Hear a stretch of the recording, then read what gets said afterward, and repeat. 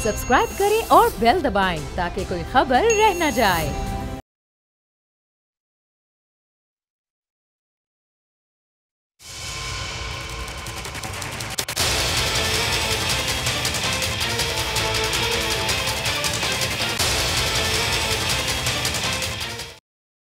नाज़रीन, आप देख रहे हैं प्रोग्राम बस बहुत हो गया। मैं हूं किरण नाज। कराची वालों को मुबारक हो, शहर में मूसलाधार बारिश हुई है जिससे गर्मी का जोर तो टूटा है लेकिन मुसीबतों के सैलाब सड़कों पर उमड़ आए। बारिश एंजॉय करने के लिए घर से बाहर जाने की कतई ज़रूरत नहीं है। खिड़की से एक नज़र बाहर डालें और तालाब का मंजर हाजिर खिदमत है। आवाम की आसानी के लिए ये सहूलत कोरंगी से किमाड़ी, डिफेंस से लियारी, औरंगी से सरजानी तमाम इलाकों में मौजूद है। फिर भी बाहर जाना बहुत ज़रूरी है तो शारा फैसल से शारा नूरजहां तक, शारा पाकिस्तान से तमाम खयाबानों तक के अंडर पासेस और सड़कों पर घुटनों घुटनों खड़ा पानी आपकी तफरीह के लिए मौजूद है। इस मौसम में एक्शन फिल्म में होने वाली तबाही के बराह रास्त मनाजिर देखने के लिए कहीं दरख्त, कहीं पोल, कहीं पार्किंग की बाउंड्री वॉल बीसियों गाड़ियों के ऊपर गिरी हुई दावतें नज़ारा दे रही है। बारिश का सिलसिला कल तक जारी रहेगा और पानी कब तक खड़ा रहेगा अल्लाह के सिवा किसी को नहीं मालूम। किसी धोखे में ना रहिएगा, पानी खुद उतर जाए तो उतर जाए, कोई साफ करने नहीं आएगा। खैर, हमारे शहर में नाजरीन बिजली वैसे ही नई नवेली दुल्हन की तरह शर्मा शर्मा कर और ज़रा ज़रा आती है और उस पर मौसम बरसात का हो फिर तो बारिश आती है तो बिजली जाती है और ज़्यादा बारिश हो तो ज़्यादा बिजली जाती है। या यूँ कह लीजिए कि याद करना पड़ता है पिछली बार बिजली कितने दिन बाद आई थी, कितने फीडर स्ट्रिप हुए थे। अभी भी तकरीबन तमाम इलाके अंधेरों में डूबे हुए हैं। कराची में इस वक्त सबसे ज़्यादा खुशनसीब वो लोग होंगे जिनके घर में इस वक्त बिजली मौजूद होगी। आवाम को परेशान होने की कतई ज़रूरत नहीं है, गुस्सा भी नहीं करें।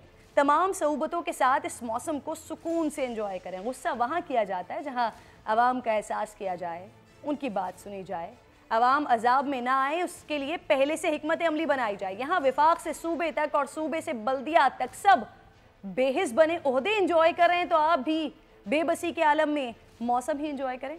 प्रोग्राम के पहले सेगमेंट की जानिब चलिए।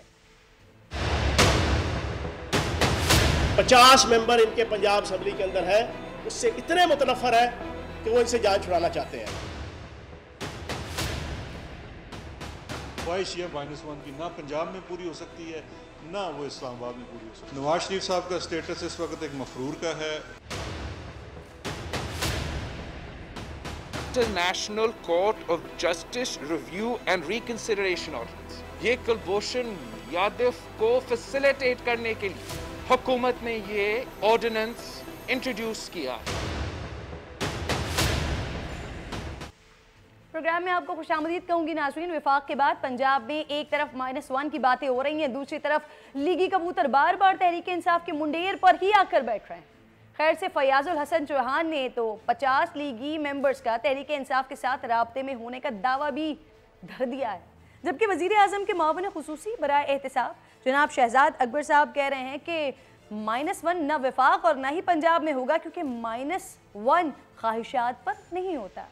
शहजाद अकबर साहब मजीद कहते हैं नवाज शरीफ एक मफरूर हैं, अगर जज की बरतरफी के बाद उनका रीट्रायल हो भी गया तो एहतसाब अदालत में खड़े नजर आएंगे, वो बच नहीं सकते। वो बचते हैं या नहीं इसका तयन तो यकीनन वक्त ही करेगा, मगर इससे जी ज़्यादा अहम खबरें जो गर्दिश करने लगी हैं उनमें कितनी सदाकत है वो जानना नाज़रीन इंतहाई ज़रूरी है। कहा जा रहा है मुत्तहदा या नई मुस्लिम लीग का क़याम अमल में लाने के लिए जहन साजी शुरू कर दी गई है। अगर ऐसा है तो क्या काफ लीग और फंक्शनल लीग का मुस्लिम लीग नून से रब्ता हो सकता है? क्या नई मुस्लिम लीग की क़यादत नवाज शरीफ करेंगे? अगर हाँ तो क्या चौधरी शुजात और पीर पगारा नवाज शरीफ साहब को एक्सेप्ट करेंगे? इस पर बात करने के लिए मुझे सलीम बुखारी साहब ज्वाइन कराएं और उसके साथ साथ हलीम आदिल शेख साहब भी मेरे साथ मौजूद हैं। हलीम आदिल शेख साहब, सबसे पहले सर आपसे बात का आगाज़ कर लेते हैं। कुछ समझ आ रहा है, ये -1 के विफाक के लिए बातें हो रही थी, पंजाब के लिए बातें हो रही थी और अब ये नई खिचड़ी सामने आ रही है। मुस्लिम लीग नून के अपने अंदर ही धड़ेबंदी की बातें हो रही हैं, जमातों की बातें हो रही हैं, जहन साजी हो रही है। हलीम साहब देखिए, ये तरीक़ाकार होते हैं डाइवर्ट करने के लिए। पहले कहा था कि जी मौलाना फजलुर रहमान आ गए, बस अब ये गए, आज गए, कल गए, परसों गए। फिर कहा कि आर्मी चीफ के लिए कोर्ट से फैसला आ गया, अभी आज गए, कल गए, परसों गए। फिर कहा जी कोरोना आ गया, इसके अंदर संभाल नहीं पाए। तो बात यह कि नून लीग को सर्वाइवल के लिए अपनी कोई ना कोई शोशे छोड़ने होते हैं बात यह है कि कौन इनको, तो उस वक्त ये आज इनके अपने लोग इन्हें छोड़ के जा रहे हैं, वो साहब वहां बैठे हुए अपनी प्लेटें ठीक करा रहे हैं, प्लेटलेट्स अपने फिट करा रहे हैं, दूसरे साहब वापस आके वो किसी को दस्तयाब नहीं हो रहे। ये शोशे छोड़े जाते हैं ताकि जो कबूतर उड़ने वाले हैं वो दाने के इंतजार में शायद बैठ जाएं, लेकिन जिन कबूतरों ने उड़ना था वो उड़ चुके, वो अपनी मंजिल तय डिसाइड कर चुके, वो अपना डायरेक्शन बना चुके हैं। इनकी तो नून लीग की अपनी सफों में जो हाल है आप देखिए नहीं, और ये तो चंद लोग वो हैं जो सामने आके बात कर रहे हैं, एक बड़ी तादाद है जो इनसे मुतनफिर हो चुकी है और कोई वजह नहीं। वो कहते हैं कि इस वक्त के अंदर पहले भी इन्होंने यही किया, 2000 में 1999 के बाद जो था उसके बाद ये निकले और सऊदी अरब जाके बैठ गए, और वहां जाके लोग यहाँ जो भी था, लेकिन वहां ये अपनी मिलें बनाते रहे, बिजनेस करते रहे, ये करते रहे, वो करते रहे, उधर जाके भी धंधा चालू रहा। अब तो इनसे लोग उड़ चुके हैं कहाँ, और मुस्लिम लीग इकट्ठी ये करेंगे ये लोग, मतलब ये खुद एक ज़ियाउल हक की पैदावार मुस्लिम लीग, वो कि नजरियाती मुस्लिम लीग है। जल चिश्ती का पैदावार नवाज शरीफ साहब नजरियाती लीडर है, लाजिमत हादसाती लीडर्स हैं, ये पकड़े गए उस वक्त, लेके उनको बना दिया और उसके बाद आज तक ये नजरियाती मुस्लिम लीग ही नहीं बन चुके, चूंकि कहाँ कायदे आज़म का नजरिया और कहाँ इन लोगों का नजरिया। यहाँ तो पापड़ वालों के नजरिए वाले से नहीं चलती, पापड़ वालों से, नक्शे वालों से, टीटी वालों के नजरिए से अगर मुस्लिम लीग बन गई तो अल्लाह खैर। सर ऐसा कोई स्टोरी नहीं है। एक नजरिया है, वैसे उस पर मैंने आगे प्रोग्राम में बात करनी, मैं सवाल करूंगी आपसे उस पर कि वो पहले गलत था या अब गलत है। बहरहाल सलीम बुखारी साहब सीनियर एनालिस्ट हैं, प्रोग्राम में मेरे साथ ही मौजूद हैं। सर उस्मान बुज़दार के माइनस होने के हवाले से सीनियर जर्नलिस्ट ही हैं, वही बात कर रहे हैं इस हवाले से, लेकिन अब जो नई खबरें आ रही हैं वो बड़ी मुख्तलिफ आ रही हैं। ना वफाक के माइनस होने की बातें हो रही हैं, ना बुज़दार साहब के माइनस होने की बातें हो रही हैं, बल्कि मुस्लिम लीग नून के अपने अंदर ही फॉरवर्ड ब्लॉक की बातें हो रही हैं। सर हो क्या रहा है सलीम साहब? बहुत शुक्रिया आपका, पहली दफ़ा मैं आपके प्रोग्राम में आ रहा हूँ। Thank you very much. और आपने मुझे मौका दिया है। गुजारिश ये है कि ना ही तो ख्वाहिशात के ऊपर पार्टियाँ टूटती हैं, ना ख्वाहिशात पर पार्टियाँ बनती हैं। हलीम आदिल शेख साहब ने बिल्कुल दुरुस्त कहा कि जो कबूतर उड़ने थे वो तो उड़ चुके, क्योंकि अगर आपको याद हो इलेक्शन के वक्त जितने माइग्रेटरी बर्ड्स थे वो कहाँ जाके समाये, किसके पास गए, वो सारा कुछ तारीख का हिस्सा भी है और सब लोगों को अच्छी तरह से याद भी है। और उसका नतीजा ये निकलता है कि हुकूमत है इमरान खान साहब। मैं अर्ज़ कर रहा हूँ, अगर आप मुझे इजाज़त दे देंगी तो मैं थोड़ा सा इशारा उस तरफ करना चाहता हूँ कि इस वक्त उसका नतीजा ये होता है जब ये माइग्रेटरी बर्ड्स एक दूसरे के फसल से उड़ के दूसरी तरफ जाते हैं, तो एक मुंतखब हुकूमत जो है PTI की, जो इमरान खान साहब की क़यादत में है, उसकी अगर आप कंपोजिशन देखें काबीना की तो आपको पता चल जाएगा कि कौन कहाँ से आया है, क्यों आया है। और ये इतने अनइलेक्टेड लोग किसी काबीना में होना, चाहे वो मशीरों की सूरत में हैं, चाहे वो एडवाइज़र्स की सूरत में हैं, ये सब कुछ इसी का नतीजा होता है जब ये माइग्रेटरी बर्ड्स जो हैं इनको पनाह दी जाती है, वो दौर चाहे कोई भी रहा हो। पार्टियां तोड़ने की रवायत जो है ज़ियाउल हक से शुरू हुई थी और मुशर्रफ तक जारी रही। पीपल्स पार्टी को एलिमिनेट करने की कोशिश की गई, अब मुस्लिम लीग की बारी है। क्या होने जा रहा है, क्योंकि काफ़ी कोशिशें हुई इस इलेक्शन के बाद, 2013 के इलेक्शन के बाद ख़ास तौर से मुस्लिम लीग के अंदर वो जिस तरह की तवक्को थी, मिसाल के तौर पर जिस तरह शेख रशीद साहब कहते थे कि 80 MNA नून लीग के मेरी जेब में है, 26 का किसी ने, तो ऐसे लगता था कि नवाज शरीफ, शहबाज शरीफ और उनके भतीजों के अलावा बाकी पूरी की पूरी मुस्लिम लीग जो है वो PTI में शामिल हो जाएगी। इसी तरीके से अब इस वक्त जो बातें हो रही हैं ये भी बहुत खौफनाक और बहुत इबरतनाक हैं। मैं आपको इसकी वजूहात अर्ज़ कर देता हूँ। देखिए, गुजारिश ये है कि -1 की जो बात आपने की, ये तसव्वुर किया जाता है पॉलिटिकल हलकों में, ये मेरी राय नहीं है, कि उस्मान बुज़दार साहब अब इमरान खान साहब के लिए एक लाइबिलिटी बन गए हैं, क्योंकि इतना बड़ा सूबा जिसके बारे में ये कहा जाता है कि governing Punjab is governing 2/3 of Pakistan, वहाँ पर गवर्नेंस के हालात बुरे हैं, डेवलपमेंट का काम जो है वो बावजू नहीं हो पाया है। और ये इमरान खान साहब के पास पार्टी के अंदर से भी और पार्टी के बाहर से भी प्रेशर है। वजह इसकी दो हैं बड़ी सी, मुख्तसर मैं अर्ज़ कर देता हूँ कि जिस पार्टी के अंदर पंजाब के सूबे में 4-5 पावर सेंटर्स हों, वहाँ इस किस्म की सूरत हाल पैदा होना बहुत नुसरत सहर अब्बासी साहिबा मुझे ज्वाइन कर चुके हैं प्रोग्राम में। बहुत बहुत शुक्रिया नुसरत, खुशामद कहती हूँ। मुझे माफ़ कीजिएगा, गालिबन सलीम साहब बात अपनी मुकम्मल कर रहे थे, लेकिन क्योंकि उनकी आवाज़ में कुछ राब्ता उनका मुनक़ता हुआ या गालिबन आवाज़ नहीं आ रही, जिसकी वजह से सर मैं दोबारा आती हूँ आपकी जानिब। नुसरत, सबसे पहले आपको आवाज़? जी जी जी सर, मैं बिल्कुल आपकी आवाज़ आ रही। नुसरत, मैं आपको मुबारकबाद देती हूँ। एक मसले को आपने अपने ट्विटर पर बड़ा उठाया, बिलावल साहब ने भी उसको उठाया, गिरफ्तारी भी हो गई, इस बात पर मुबारकबाद कबूल कीजिएगा। और अब मेरे टॉपिक की तरफ आ जाइए। नुसरत, 2018 में भी ये मुत्तहिदा मुस्लिम लीग की बातें हो रही थी और दो बड़ी शख्सियत जिसमें परवेज़ इलाही साहब का नाम भी था, उन पर भी इल्ज़ाम लगा कि उनकी वजह से ये जो मामला थे कामयाबी की तरफ नहीं बढ़ सके। अब दोबारा बातें हो रही हैं, क्या किसी किस्म का कोई राब्ता हुआ है आप लोगों का मुस्लिम लीग नून से, काफ का, फंक्शनल लीग का? Thank you so much Kiran, thank you so much, आपको मुबारक हो। अल्लाह पाक, बस ये दो जुमले कहूँगी कि मालिक ऐसे जहन्नुमी लोगों को जहन्नुम के आखिरी दर्जे में डाले और अल्लाह पाक हम सब की ऐसे लोगों से जान छुड़ाए। मालिक इन सबको ऐसा कानून हो जाए कि हम खुद अपने हाथों से कुछ ऐसा करें कि ये लोग सरेआम इनको किसी एक को पकड़कर फांसी या संसार करें, तो शायद हम सब माओं को सुकून मिलेगा और इंशाल्लाह जरूर ऐसा वक्त आएगा। अब आते हैं, किरण मेरी आवाज आ रही है? जी बिल्कुल आ रही है, बिल्कुल आ रही है जी। अब ये मुत्तहिदा मुस्लिम लीग की जब बात है, ये पहली बार नहीं हो रही किरण, ये तो गाहे बगाहे जब से मुस्लिम लीग अलग अलग से बनी, काफ बनी और नून अलग अलग बनी। फंक्शनल का अपना एक किरदार है, जो इसकी एक तारीख है जो माशाल्लाह रजिस्टर है अपने हिसाब से, और शुरू से बड़े पीर साहब शाह मर्दा शाह के वक्त में भी एक सिलसिला शुरू हुआ था और उस वक्त नवाज शरीफ ने या शहबाज, दोनों भाइयों में से जी इस चीज को आगे बढ़ने नहीं दिया। नुसरत, 2018 में परवेज इलाही साहब, नवाज शरीफ साहब, ये दोनों इनकी ये वजूहात बने थे कि नाकाम होने के, नवाज शरीफ साहब? हाँ, ये दोनों यही हुआ था कि ये शायद इनकी शायद सोच ये है कि वो लीडरशिप का सारा मामला आ जाता है। और पीर साहब की एक अपनी शख्सियत, शाहमर्दा शाह साहब की, ये पीर साहब इनका अपना मुस्लिम लीग के हवाले से किरदार है और एक इनका नाम है। तो ये उनको भी शायद ये था कि हम सरबरा बने और हमों से तो दूसरे मुस्लिम लीग के जितने भी हैं वो तो कभी बर्दाश्त नहीं करेंगे। तो ये सारा सिलसिला चल रहा है ऐसे।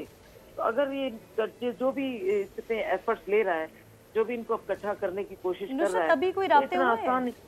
जी जी किरण, अभी कोई राब्ते हुए हैं? मेरी आवाज नहीं आ रही? मैं आपसे पूछ रही हूँ, अभी कुछ राब्ते हुए हैं?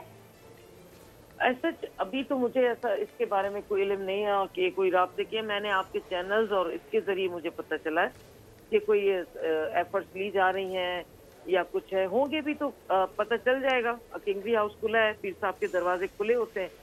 जो भी पार्टी, जो भी लीडरशिप आना चाहे, बिस्मिल्लाह आए, मिलें, मुलाकातें करें, बैठकें होंगी, बातचीत होगी और आगे चल के देखते हैं कि कहाँ जाकर बात ठहरेगी। तो लीडरशिप की आपस की अपर लेवल की बात है, जब होगा किरण, और इंशाल्लाह ताला इस पर फिर अगर हुआ तो है तो मुस्लिम लीग अपने अपने हिसाब से, पहले जब बड़े पीर साहब शाहमर्दा शाह थे तब बहुत आसान था इस चीज को कर लेना, लेकिन अभी एक पीर साहब है, इनके साथ मुलाकातें करनी, आए, दरवाजे खुले, आगे बातचीत के दरवाजे कभी बंद होते नहीं और लाजमी होने भी नहीं चाहिए। ठीक है नुसरत, बहुत बहुत शुक्रिया, बहुत बहुत शुक्रिया, प्रोग्राम में साथ मौजूद थी। सलीम साहब, बहुत माजरत सर, कुछ आवाज़ के मसले की वजह से आपकी बात बीच में से कता कलामी हो गई थी। सर आप अपनी बात को कंटिन्यू कीजिएगा। मेरा सवाल भी साथ साथ लीजिए, जो नुसरत बात करके गई है, सर क्या ये मुस्लिम लीग काफ लीग, फंक्शनल लीग के मुस्लिम लीग नून से राब्ते हो सकते हैं सर?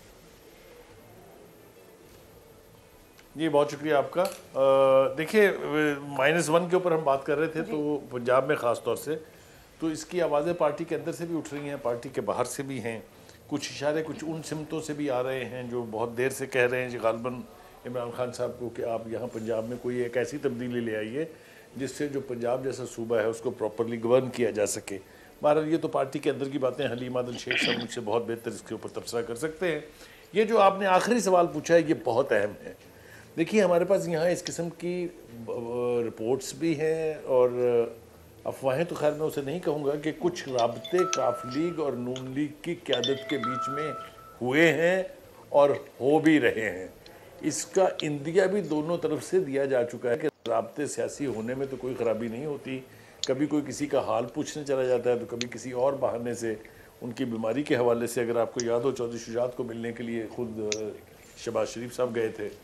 तो इस किस्म के राब्ते इस किस्म की सूरत हाल में होते ज़रूर हैं, इसलिए कि पंजाब में जो सूरत हाल है इस वक्त हुकूमत की, बुज़दार साहब की हुकूमत की, वो काफ़ी वल्नरेबल है। क्योंकि अगर इसमें खुदा न खास्ता कहीं से कोई ब्रेक आता है या कोई अलाई पार्टी अगर नाराज़ हो जाती है, जैसा कि हमने सेंटर में देखा, तो उससे काफ़ी खौफनाक सूरत हाल का सामना करना पड़ सकता है। ये इसमें कोई दो राय नहीं है। तो काफ लीग जो है वो काफ़ी इम्पोर्टेंट अलाई है PTI की। और जब से नैब का केस शुरू हुआ था चौधरी शुजात और चौधरी परवेज़ इलाही के बारे में और मुन्नस इलाही के बारे में, आपको याद है कि काफ लीग की क़यादत ने किस किस किस्म के स्ट्रॉन्ग बयानात दिए थे और उनसे साफ जाहिर होता था कि वो इससे खुश नहीं है। लिहाजा पंजाब असम्बली में इस वक्त पार्टी का अपना जो नंबर ऑफ MPs हैं वो अलग बात, लेकिन सबसे ज़्यादा इन्फ्लुएंशियल आदमी जो है उसका नाम है Pervez Elahi, as a speaker भी और as a reason for PTI to rule Punjab. तो ये मेरे ख्याल से इस वक्त बहुत सारी आवाज़ें, जैसा मैंने कहा, पार्टी के अंदर से उठ रही हैं। मैं आपको वो 5 पावर बेसिस गिनवा देता हूँ। देखिए, यहाँ पर शाह महमूद कुरैशी साहब चीफ मिनिस्ट्री के उम्मीदवार थे। यहाँ पर जहांगीर तरीन साहब का अपना ग्रुप जो है वो पार्टी का उम्मीदवार था। चौधरी सरवर साहब यहाँ मौजूद हैं, परवेज़ इलाही साहब हैं और अलीम खान। ये 5 उम्मीदवार ही नहीं थे, बल्कि ये एक तरह से 5 धड़े थे पार्टी के अपने अंदर। इसीलिए गालबन मैं अपने तजर्बे की बुनियाद पे कह सकता हूँ कि जो बुज़दार साहब परफॉर्म नहीं कर पाए उस लेवल पर जो उनसे एक्सपेक्ट किया जा रहा था, उसकी वजह यह है कि पार्टी के अंदर के इन धड़ों ने। जी सलीम साहब, अभी भी कुछ फेवरेट नाम चल रहे हैं, 4-5 फेवरेट नामों के बारे में बात हो रही है सर, हॉट फेवरेट जो चल रहे हैं CM-शिप के लिए, आपकी नॉलेज में है सर? कुछ वो भी नाज़रीन को बता दीजिए।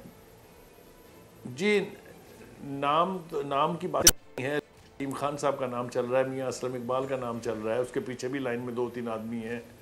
लेकिन ये बहुत ही अहम और कड़ा और मुश्किल फैसला होगा इमरान खान साहब के लिए, जिनके बारे में हम सुन रहे हैं कि वो अगले 2 दिन में लाहौर आने वाले हैं और एक बहुत ही अहम इन हाउस मीटिंग जो है, करीब के जो किचन कैबिनेट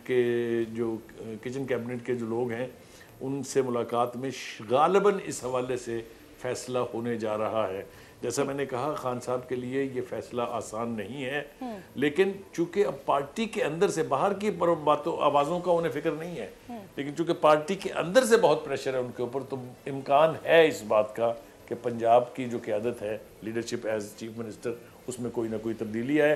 हाल ही में चौधरी सरवर साहब की मुलाकात भी इमरान खान साहब से हुई बनी गाला में, तो ये ऐसे लग रहा है कि कुछ हलचल है ज़रूर। तो ये मैं ज़रूर जिम्मेदारी से कह सकता हूँ कि कुछ ना कुछ होने वाला है। सलीम साहब, हालांकि बड़े शद्दोमत के साथ तरदीद भी मुसलसल आ रही है, मावनीन की जानिब से भी आ रही है, ऐसे ट्वीट्स भी किए जा रहे हैं कि जिससे इन बातों की तरदीद भी आ रही है सामने। हलीम साहब, मैं आपसे सर पूछते जा रही हूँ, फयाजुल हसन चौहान साहब अभी फरमा रहे थे बात करते हुए कि 50 से ज़ायद मेंबर्स हैं मुस्लिम लीग नून के जो बेजार आए हुए हैं।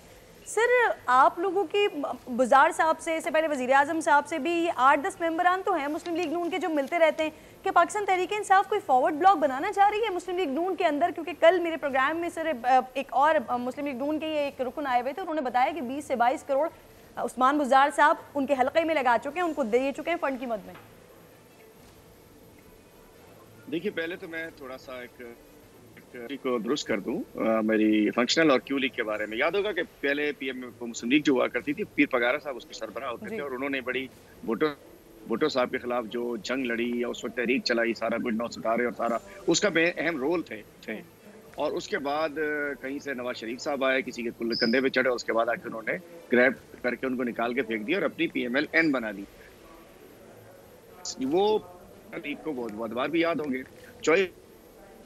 चौधरी साहबान के साथ चौधरी साहब सब कुछ, या प्राइम मिनिस्टर 1997 में नवाज शरीफ साहब वज़ीर आज़म का हलफ उठाने गए थे, चौधरी शुजात साहब बंगले से मुझे अच्छी तरह याद है कि वो शेरवानी यूरानी पहन के निकले थे। मेरे भाई MP होते थे, उन दोनों वहाँ कोठी के अंदर मौजूद थे कि चौधरी साहब के फर्स्ट फ्लोर से तैयार होकर वो गए थे और उसके बाद जब ये उतरे तो ये अपने भाई को लेके, खुद लेके, अपने माजे साजे बावर्ची शौर्ची मालचिए गार्ड सब लेकर तो चले गए सऊदी अरब। पूछा भी नहीं कि चौधरी साहबान आप लोग किधर। फिर उन्होंने दोबारा अपनी पार्टी खड़ी की, अपने आप को खड़ा किया। तो ये तमाम अदवार उन दोनों पार्टीज को याद होंगे। दूसरा, मोहतरम बुखारी साहब ने जैसे फरमाया परफॉर्मेंस, तो क्या परफॉर्मेंस का क्या मयार है कि क्या अगर तिरछी टोपी लगाकर लॉन्ग शूज पहन के छलांगे मारने को हम परफॉर्मेंस कह दें कि जी कहीं सैलाब आ जाए, शहबाज शरीफ साहब टोपी शोपी लगा के उधर जब छाल मार दें और उसके बाद हम कहें कि जिनकी परफॉर्मेंस हो गई, ड्रामेबाजी करें, इधर जाए, उधर छापा, उधर छापा। ग्राउंड के ऊपर अगर एक शख्स जिसका ताल्लुक लाहौर से नहीं है और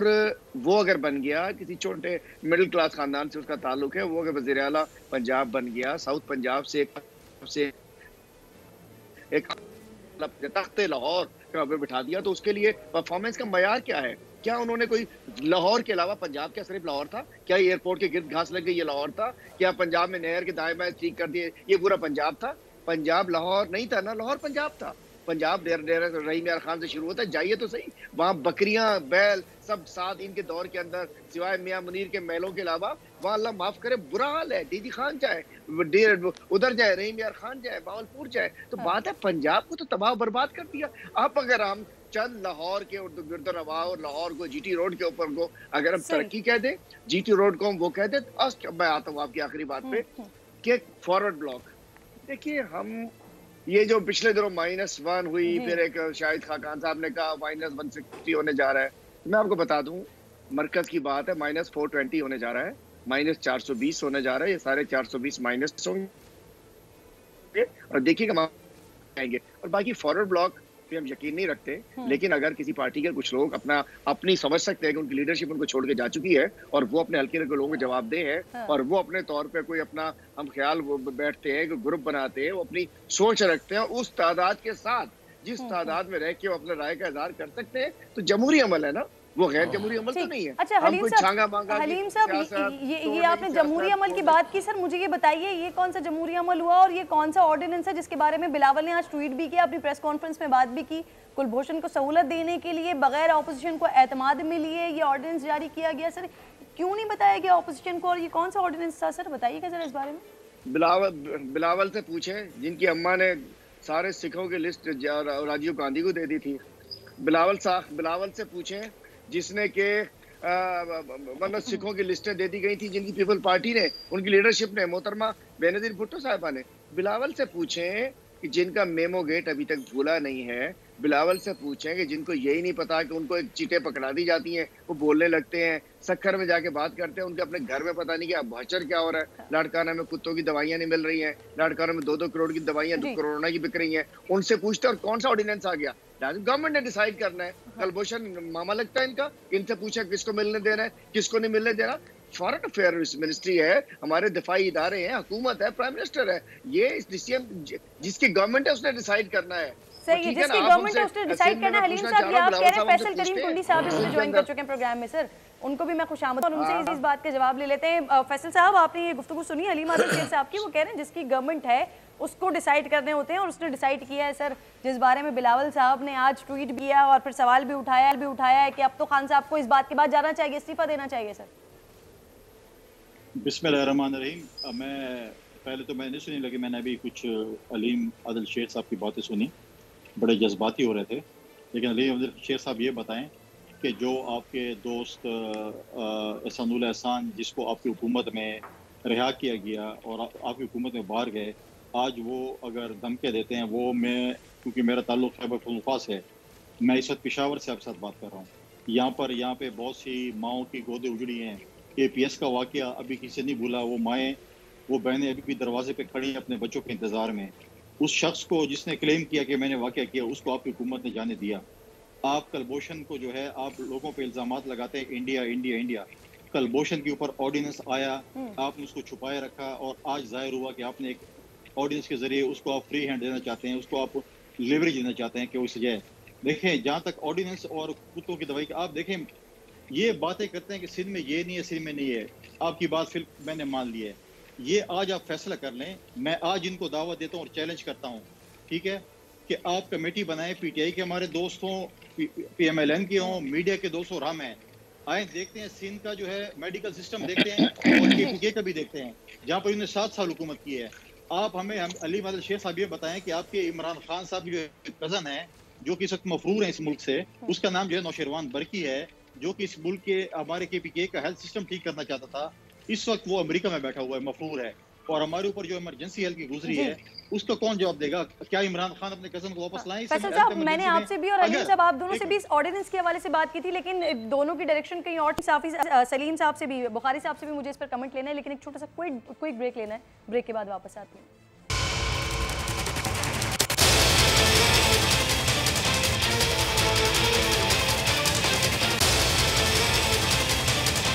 वेलकम बैक वंस अगेन जी। मेहमान मेरे साथ ही मौजूद हैं सलीम बुखारी साहब। सर, आपकी जानिब आ रही हूँ। ये बिलावल वाली जो हम गुफ्तगू कर रहे थे, इसको लेकर सर हलीम साहब से भी बात रही है। हलीम साहब कह रहे हैं कि लेट द गवर्नमेंट डिसाइड। जिसके गवर्नमेंट है उनको डिसाइड कर रहे थे कौन सा ऑर्डिनेंस आना है, कौन सा ऑर्डिनेंस नहीं आना। बिलावल की प्रेस कॉन्फ्रेंस आज आपने सुनी, उनका ट्वीट भी यकीनन आपने देखा होगा। वो कह रहे हैं कि हुकूमत ने एतमाद में नहीं लिया।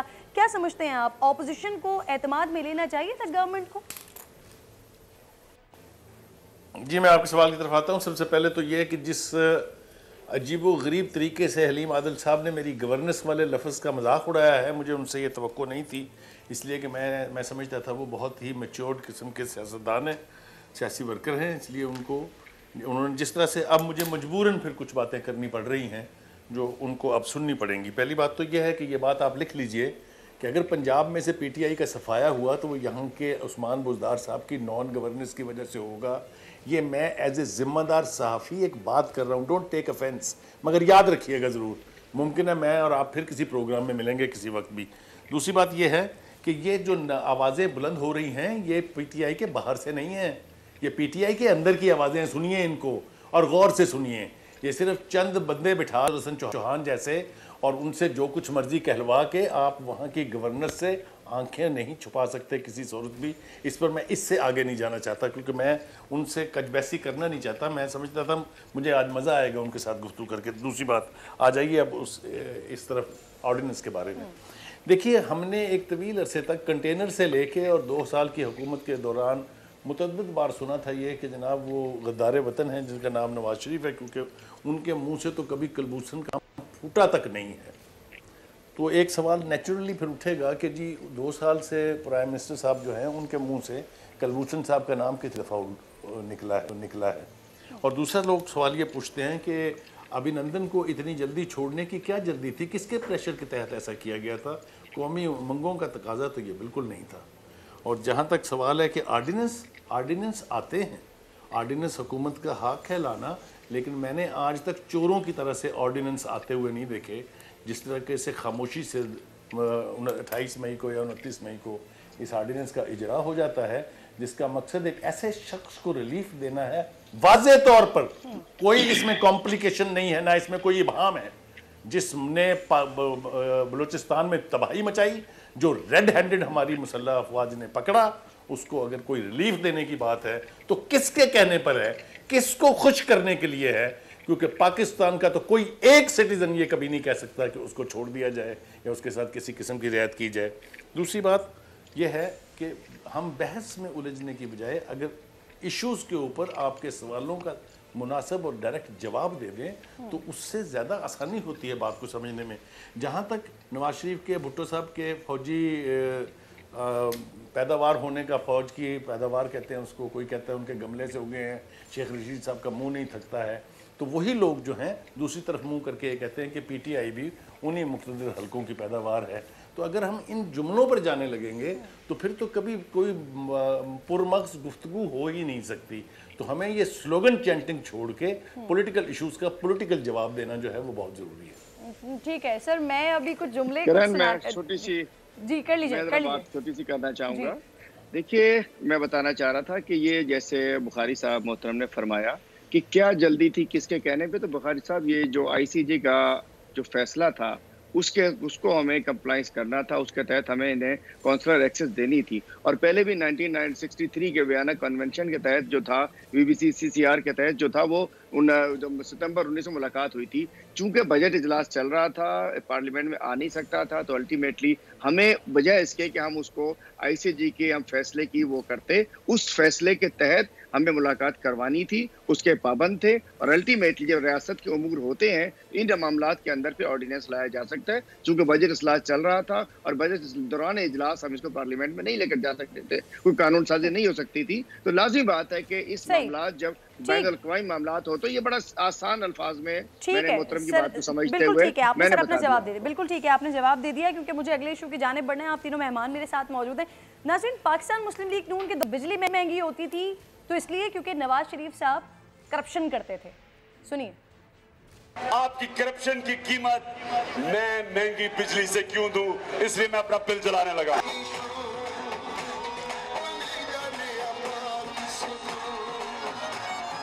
पेट्रोल की कीमतों में इजाफा होता था तो खान साहब बताते थे कि पेट्रोल की कीमत इसलिए कम नहीं हो पाती क्योंकि हुकूमत इस पर ज़्यादा टैक्स लेती है।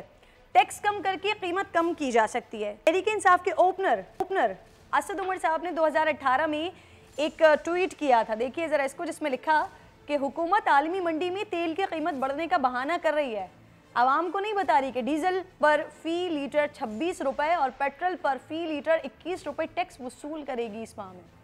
ट्वीट में मजीद लिखा था कि इस हुकूमत के हाथ हमेशा आवाम की जेब में जाते हैं, न ताकतवर से टैक्स लेते हैं और न मनी लॉन्ड्रिंग रोकते हैं। अब नाज़रीन 2 साल हो गए हैं तहरीक इंसाफ की हुकूमत को, क्या इस हुकूमत के हाथ आवाम की जेब में पिछली हुकूमत से ज़्यादा जाते हैं? क्या ये ताकतवर के आगे खुद मजबूर हैं या मनी लॉन्ड्रिंग रोकने में नाकाम है? क्योंकि आज वफाकी वज़ीर बराए तवानाई जनाब उमर अयूब साहब ने तस्लीम किया है कि पेट्रोल पर 47 रुपये 86 पैसे जबकि डीजल पर 51 रुपये 41 पैसे फ़ी लीटर सिर्फ टैक्स वसूल हो रहा है। यानी इस वक्त की हुकूमत के मुकाबले में 100%, उस वक्त की हुकूमत का जो मैंने आपको मवाजना किया उसके मुकाबले में 100% ज़्यादा टैक्स वसूल किया जा रहा है। और मौजूदा फ़ी लीटर पेट्रोल की कीमत पर 50% सिर्फ हुकूमत को टैक्स चला जाता है। इस टैक्स वसूली का जवाज़ वज़ीर मौसूफ ने खूब पेश किया है। कहते हैं अगर हुकूमत टैक्स वसूल नहीं करेगी तो सेनेट की लाइट्स और अरकान की तनख्वाह का खर्च कौन देगा? तो जहाँ से मैंने आगाज़ किया था, मैं चाह रही हूँ हलीम आदिल शेख साहब वहीं से ये आपसे बात का जवाब लूँ। उस वक्त गलत थे आज गलत हैं सर, क्या है ये? देखिए, पिछले 2 साल में 5000 अरब कर्जों की मद में अदा किया गया। इस साल 2700 अरब कर्जों की मद में अदा करना है।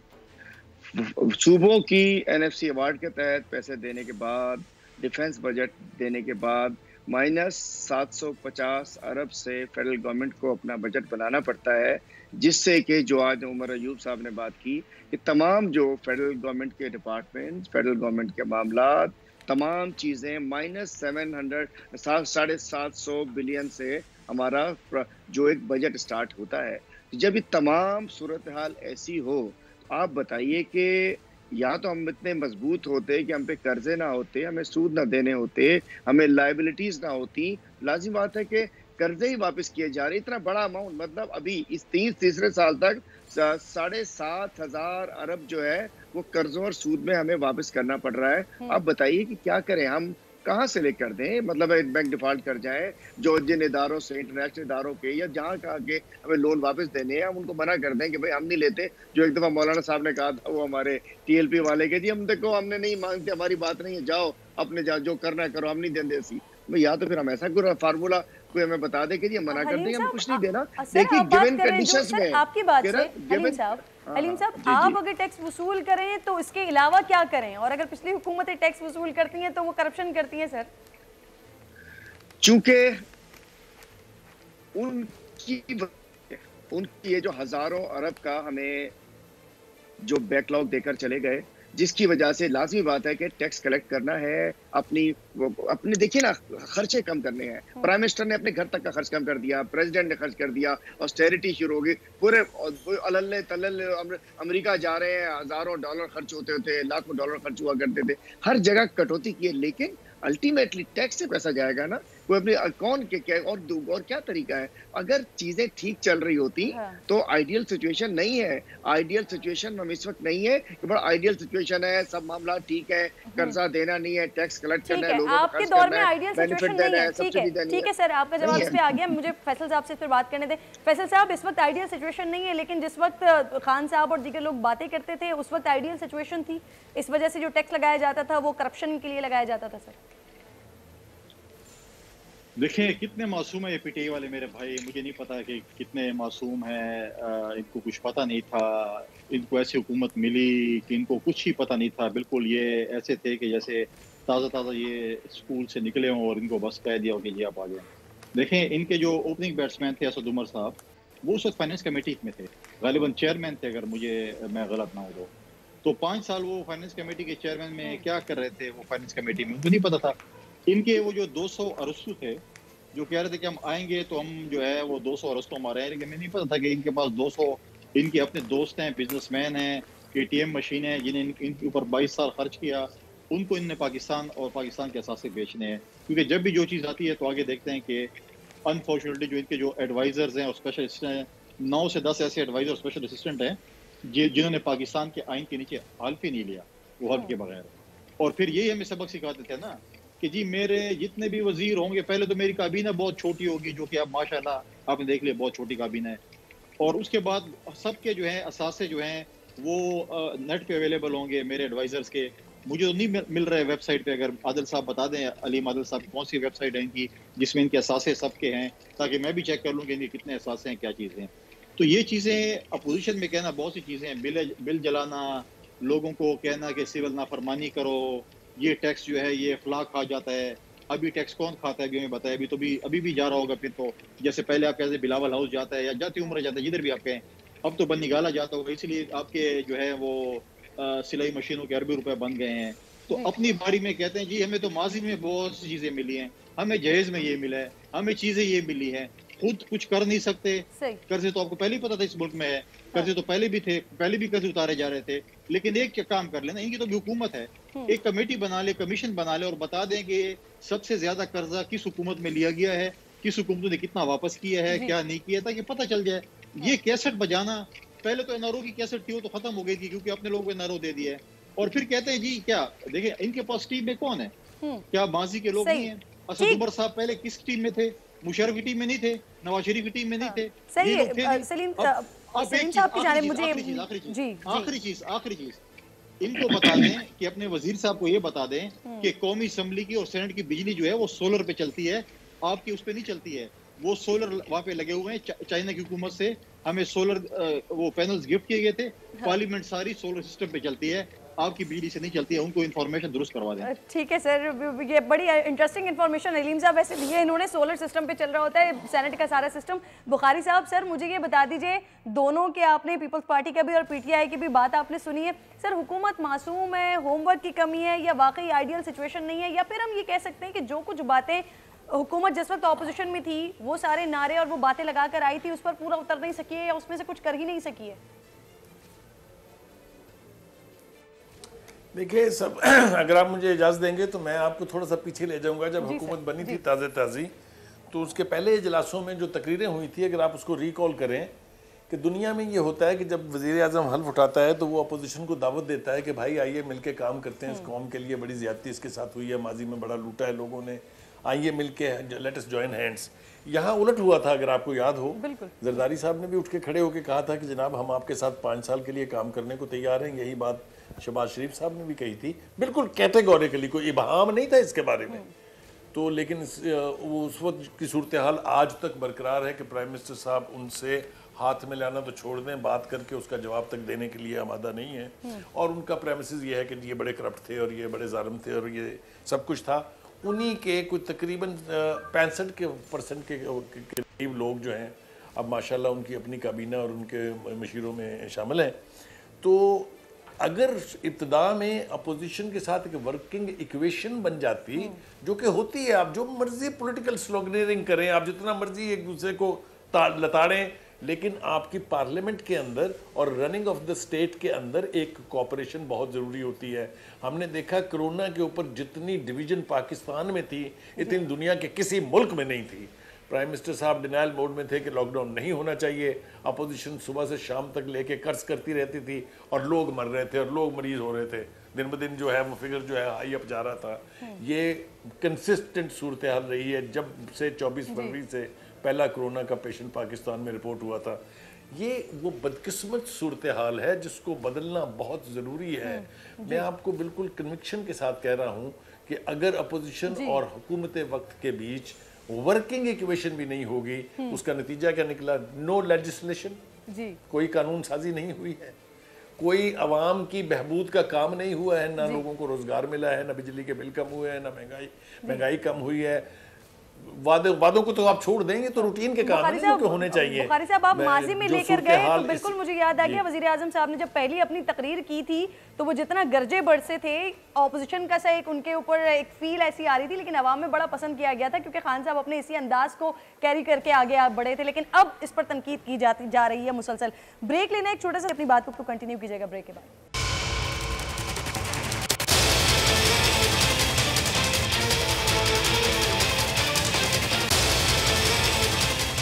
वेलकम बैक वंस अगेन नाज़रीन। शरबत वाले बागबान और न जाने कौन कौन से मेहनत कश मजदूरों के अकाउंट से सियासतदानों के लिए पैसे देने के इल्ज़ामात लगते रहते हैं, मगर आज जो तफसीलात सामने आई हैं वो हैरान कुन है। मुस्लिम लीग नून के सदर शहबाज शरीफ और उनकी फैमिली को पापड़ फरोश भी करोड़ों रुपए अकाउंट में मुंतकिल करता है। नैब दस्तावेजात के मुताबिक जो रिपोर्ट तहकीकाती टीम ने बैंक समेत दीगर मालियाती इदारों से दौरान तहकीक हासिल की है, उसके मुताबिक मंजूर पापड़ फरोश के नाम से 8 करोड़ रुपए मुंतकिल हुए हैं। ये रकम 12 ट्रांजैक्शंस में भेजी गई हैं, हर ट्रांजैक्शन में 8 करोड़ रुपए भेजे गए हैं। मंजूर पापड़ फरोश के नाम से 12 ट्रांजैक्शंस 2007 और 2008 में हुई हैं। ट्रांजैक्शन हुई हैं सलमान शहबाज, हमजा शहबाज और राबिया इमरान के अकाउंट्स में। सलमान शहबाज को 6 करोड़ 29,75,000, हमजा शहबाज को 1 करोड़ 1,24,000, जबकि राबिया इमरान के अकाउंट में 1 करोड़ 70,83,000 रुपए भेजे गए हैं। अब एक पापड़ वाला नाज़रीन भला इतने बड़े लोगों के अकाउंट में इतनी रकम क्यों भेजेगा? न तो ये उधार या गिफ्ट हो सकते हैं और न ही कारोबार, फिर ये क्या था? सलीम बुखारी साहब, आपकी जानिब लेकर आती हूँ इस बात को, कुछ समझ आता? देखिए, पहली बात तो यह है कि जो इमरान खान साहब का एहतसाब का नारा था, जो कि बहुत ही जेन्युइन था, बहुत ही कोई भी जी अकल आदमी इसकी मुखालफत नहीं कर सकता, लेकिन उनको चाहिए ये था कि वह हुकूमत में आने के बाद फिर जो एहतसाब से मुतल्लिक़ इदारे हैं उनके ऊपर ये छोड़ देते। लेकिन बदकिस्मती की बात हम ये देखते हैं कि उनके जितने भी एडवाइज़र हैं वो बुनियादी तौर पर PROs हैं नैब के, उसके बाद वो कुछ और काम करते हैं। सुबह से शाम तक लेके हमें वो ये बताते हैं कि नैब किसको पकड़ने वाली है, किसको कितनी सज़ा होगी, कौन कौन से जेल में जाएगा, वगैरह वगैरह वगैरह। वह तवील बहस है, इसमें मैं जाना नहीं चाहता। तो अगर ये एहतसाब का काम एहतसाबी अदालतों पर और मुल्क की अदलिया पर छोड़ दिया जाता और FIA पर छोड़ दिया जाता, तो हुकूमत के पास फिर वक्त भी था और लोग भी थे कि वो अपने वो वादे जो हैं उनकी तकमील कर सकें जो उन्होंने किए थे, चाहे वो कंटेनर पर खड़े होकर किए थे, चाहे हुकूमत में आने के बाद किए थे। लेकिन हुआ ये कि चूँकि ये फोकस सारा सिर्फ ये रहा, पुराने लूट गए खा गए, कोई शुबह नहीं इसमें, नोबडी कैन डिफेंड इट। ना मैं से तो आप तवक्को ही ना रखें। मैं कहता हूँ चाहे वो पीपल्स पार्टी के थे, चाहे वो नून लीग के थे, जिन्होंने लूटा, जिन्होंने लूट मार की, उनको मत छोड़ें आप। लेकिन इस एतबार से अगर आप नैब की परफॉर्मेंस पर एक नज़र डाल लें तो पता चलेगा कि इससे ज़्यादा पुअर नहीं हो सकती। वो मुझे बताइए, किसी से भी पूछ के बताइए कि कितने पैसे रिकवर कर लिए उन्होंने पनामा केस के केसेस में और अदरवाइज। अभी तक करप्शन का एक पैसा नैब के बनाए हुए केसेस पर से वसूल नहीं हुआ है, अल्लाह करे कि वो हो जाए। लेकिन ये मामला नैब पर छोड़ दीजिए। आप अपने एडवाइज़र से कहिए कि वो कौमी डेवलपमेंट का, आवाम की बहबूद के कामों के ऊपर ज़रा थोड़ा सा फोकस कर लें। एक बात तो ये है। दूसरी बात ये है कि वक्त गुजरा जा रहा है, मेरे ख्याल से अब गवर्नमेंट को फोकस्ड होना चाहिए, ख़ासतौर से इमरान खान साहब को फोकस होना चाहिए। ये जो पैसे निकल रहे हैं, ये इसी तरीके से जरदारी साहब के भी बेपनाह छोटे छोटे जो कमीन लोग होते हैं, उनके अकाउंट्स में से अरबों रुपए की ट्रांजैक्शन थी। लेट द एहतसाबी अदारा, जो एहतसाब के अकाउंटेबिलिटी के अदारे हैं, वो इसको देख लेंगे। आप हुकूमत चलाइए, आप नैब ना चलाइए। एक तरफ आप कहते हैं वो मुकम्मल इंडिपेंडेंट इदारे हैं, तो उनको इंडिपेंडेंट होने दीजिए। ठीक है सर, अब रिस्पॉन्ड करें हलीम साहब। देखिए, मैं मोहतरम के बुखारी साहब से अर्ज करूंगा कि नैब इंडिपेंडेंट इदारा ही है और नैब के चेयरमैन साहब को PTI में आने के बाद नहीं लगाया गया, ना ये पुराने खुर्शीद शाह साहब और नवाज शरीफ साहब ने नैब के चेयरमैन साहब को लगाया था। और उसके बाद नैब में कोई नई तैनातियाँ हुई हैं, ना कोई निचले लेवल के ऊपर वैसी कोई भर्तियाँ हुई हैं, ना कुछ हुआ है। तो नैब आज़ाद इदारा है। लेकिन जब हिट किया जाता है, पकड़ती नैब है, इल्ज़ाम हमारे ऊपर लगता है, पकड़ती नैब है, नोटिस वो भिजवाते हैं, पूरे तमाम मुख्तलिफ पार्टीज के लोग एक अटैक खोल देते, आगे गोलाबारी शुरू कर देते। क्या हम डिफेंस भी ना करें? जो दिल करे कहता रहे। क्या गवर्नमेंट में आना ये मतलब होता है कि जो कहता रहे वज़रा भी तो ऐसे बयान दे देते हैं ना जिसके बाद ये इस तरह के इल्जाम लगते हैं सर। नहीं, आप मैं एग्री करता हूँ, हम हमारी गलती भी होती होगी। मैं नहीं कहता कि हमको बरी जिम्मा है या कि हम गलती से पाक है, हम सब इंसान है, गलती हमसे भी हो जाती होगी। लेकिन ये कह देना कि हम खामोश हो जाए, जो दिल करे हमने कोई अल्लाह माफ करे गवर्नमेंट में आने के बाद हमने कर लिया कि जो दिल करे जो आए तो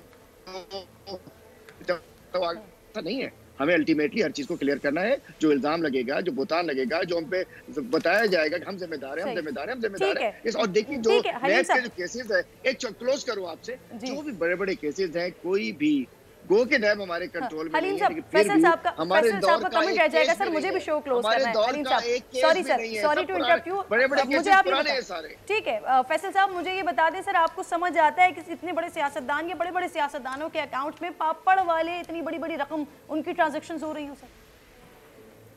देखिए, मैं किसी भी करप्शन को डिफेंड नहीं करूंगा। अगर ये है कि अगर वो मुस्लिम लीग का है, अगर वो पीपल्स पार्टी का है, अगर वो पीटीआई का है, अगर किसी ने करप्शन किया है बिल्कुल उसको सजा देनी चाहिए, लेकिन नैब को पॉलिटिकल विक्टिमाइजेशन नहीं करनी चाहिए।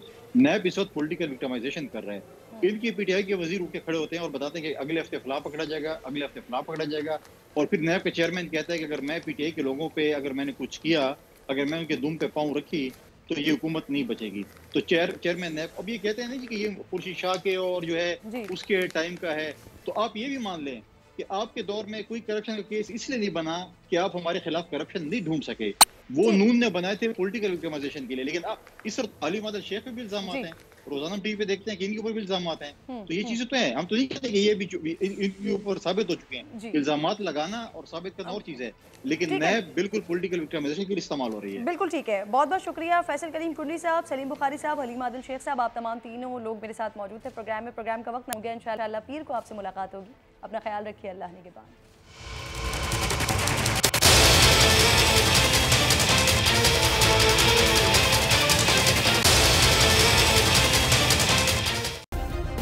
सब्सक्राइब करें और बेल दबाएं ताकि कोई खबर रह न जाए।